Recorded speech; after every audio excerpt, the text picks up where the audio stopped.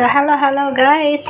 Ngayong araw na to, ang aking vlog ay gagawa tayo ng instant gulab jamun. Ayan. Sweet dish ng mga Indian. Ayan. So, gulab jamun. Ayan. Ang ingredients lang nito guys is tubig. Ayan. Tubig lang. Yun lang. And then, ito, lalagyan natin yung syrup ng ganito. Alam nyo kung ano to guys? Ito yung saffron. Ayan, napakaliit siya. Ang liit-liit niya pero ang mahal-mahal. O, diba? Importante ito pag gumagawa kayo ng matamis. So, yun.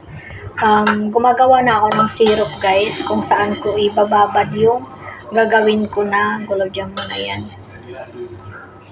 So, start na natin imasa-masa yung ating dough. Ayan, hanggang ito kasi hintayin lang natin to hanggang mag-melt. Ayan, mamimelt yan.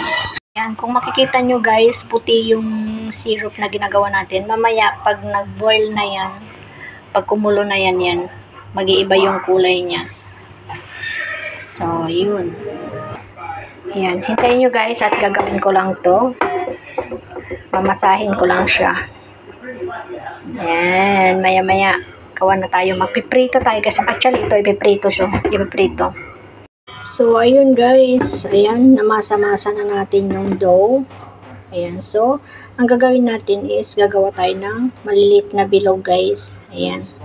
Maliliit na bilog. Ayan. Dapat wala siyang crumbs or dapat ano siya,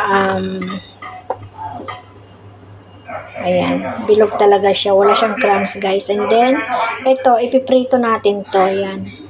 Hindi natin siyang iprito. Ayan, papakita ko sa inyo mamaya guys. Ayan, hindi natin iprito. And then, pagkatapos maprito, ididirekta natin yan. Ilalagay natin sa syrup na ginawa natin para mababad. Yung tamis niya ay pupunta sa loob nito.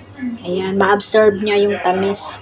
So, ayan ang gulab jamun. So, yan.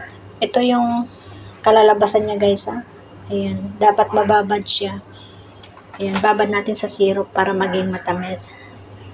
Gaya ng sinabi ko guys, yung syrup, ayan, unti-unti nang nadidissolve yung mga sugar. So, nag-iba na rin yung kulay ng tubig natin. Hindi na siya puti or malabsaw. Ayan, yan na yung kulay niya. So, hanggang papakuluan at papakuluan natin yan hanggang maging sticky, thick na syrup. Yun. So, mamaya ulit guys, update ko kayo. Ano yung minasa ko tapos yan, ginawa ko siyang bilog-bilog. And then, yun, ipiprito na natin guys ha. Wait, ayan, so mainit na mantika. Ayan, lalagay natin. Huwag nating lagyan ng marami guys kasi nga dapat makahinga siya para hindi siya magbitak-bitak. Ayan, konti lang. Ayan. Ayan, so habang piniprito, then, yan na yung syrup na ginawa ko kanina, diba? Makikita nyo, nag-expand na yung ibang prenito ko. Yan, nag-expand na siya. O yan, no? Ayan, nag-expand na siya. So, yan, ganyan siya. Yan, ito yung tinatawag na gulab jamun dito sa Singapore. So, yun, diba? Lumaki na siya, oh. Nag-expand na kasi na-soak na siya sa syrup. Yan. So, ito yung gulab jamun. So, marami pa akong ipiprito, guys. Ayan. Kita nyo na kung paano. Diba? Yan. Thank you for watching guys. Maraming salamat. See you around. Bye-bye. Thank you for watching Lynn Pavo.